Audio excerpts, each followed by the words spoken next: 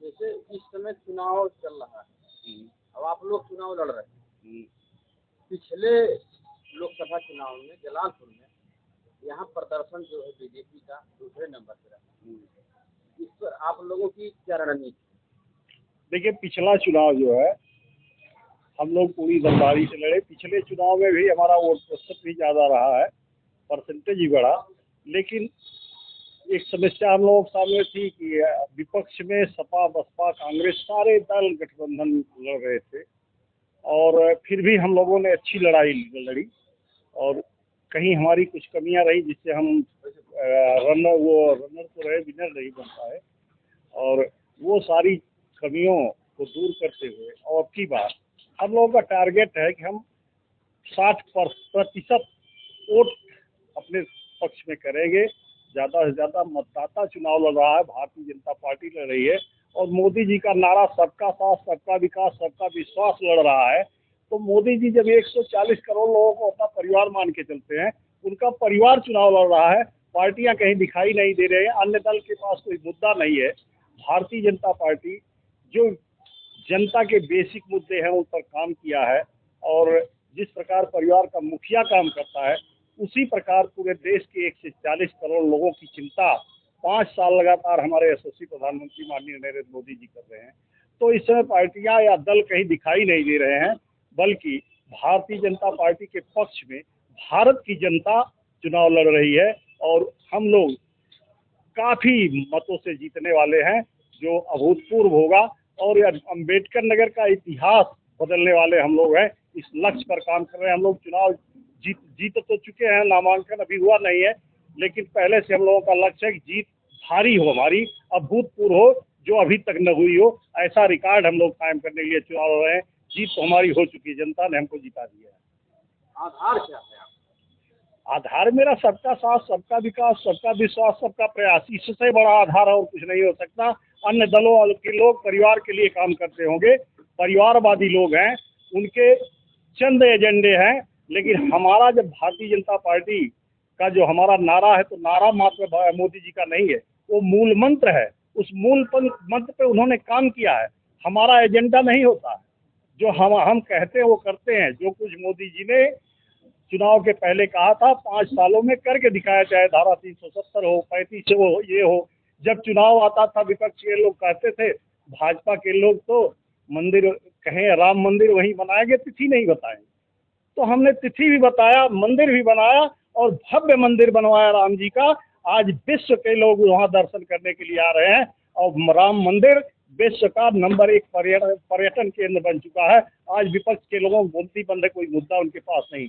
हमने राम मंदिर ही नहीं बनाया है, भारतीय जनता पार्टी ने राष्ट्र मंदिर बनाने का काम किया है और सर्वांगीण विकास किया है। जिस तरह से डॉक्टर भीमराव अम्बेडकर का लक्ष्य था दलित, शोषित, वंचित और पिछड़ों का कल्याण, उसी तरह से भारतीय जनता पार्टी का लक्ष्य था अंत्योदय की योजना। जो हमारे संस्थापक थे उन्होंने अंत्योदय का मूल मंत्र दिया था, आज समाज के अंतिम व्यक्ति का उदय। और आज भारतवर्ष के अंतिम व्यक्ति के उदय के लिए पूरा भारतीय जनता पार्टी काम कर रही है। हमारे यशस्वी प्रधानमंत्री का लक्ष्य विकसित भारत 2047 तक विकसित भारत की यात्रा संपन्न करने के लिए विकासशील देशों में, विकसित देशों में भारत नंबर 1 हो 47 तक। और उसके लिए सिर्फ भारत का विकास तभी होगा जब समाज के अंतिम व्यक्ति का मुख्य धारा में जुड़ेगा। और हम अंतिम व्यक्ति को लक्ष्य करके भारत का विकास कर रहे हैं। ये भारतीय जनता पार्टी का मुखिया आदरणीय प्रधानमंत्री जी ने टारगेट बनाया है। तो हम सिर्फ कहते नहीं है, करते हैं। अगर हम कुछ कहते हैं तो गारंटी है, मोदी की ज़बान ही गारंटी हो चुकी है, ऐसा परिलक्षित होता है। जनता ये कहती है, समाज ये कहता है, राष्ट्र ये कहता है। अगर राष्ट्र का गौरव भारत माता को परम वैभव तक पहुँचाना है तो निश्चित रूप से भारतीय जनता पार्टी के यशस्वी प्रधानमंत्री को पुनः 2024 में भारी मतों से विजयी बनाने के लिए जनता ने निर्णय ले लिया है। हम लोग तो चुनाव लड़ ही रहे हैं, जनता मेरे लिए चुनाव लड़ रही है और 140 करोड़ की जनता भाजपा के पक्ष में खड़ी है, क्योंकि उसके पक्ष में हम सभी लोग, हमारे यशस्वी प्रधानमंत्री, यशस्वी मुख्यमंत्री, भारतीय जनता पार्टी सबकी चिंता कर रही है। तो हमारा जो नारा है सबका साथ, सबका विकास, सबका प्रयास, उसी मूल मंत्र पर हम आगे बढ़ रहे हैं। क्या युवाओं को आप अपने साथ अपनी पार्टी में कहाँ तक जोड़ पा रहे हैं, क्योंकि विपक्ष बेरोजगारी और पेपर लीक को मुद्दा बना रहा है। मैं पूछना चाहता हूँ विपक्ष के पास, 2014 में मोदी जी की सरकार आई, 17 में योगी जी की सरकार आई, क्या इसके पहले सारे युवा रोजगार पा गए तो सरकारी नौकरियां पा गए और भाजपा के आने के बाद वो बेरोजगार हुए? एक कपोल कल्पना, विपक्ष भी ये जानता है कि सरकारी नौकरियां सीमित होती है, फिर भी भारतीय जनता पार्टी बड़े दावे के साथ कह सकती है कि जिन भी युवाओं ने रोजगार प्राप्त किया, 1 रुपए का कहीं कोई ब्लेम भारतीय जनता पार्टी के ऊपर या सरकार के ऊपर नहीं लगा सकता है। अगर योग्यता क्षमता रखता है तो उसको सिलेक्शन उसका हुआ, वो किसी जात का किसी धर्म का हो, अगर हिंदुस्तान का है, मेहनत करने वाला है, योग्यता है तो नौकरी वो मिला है।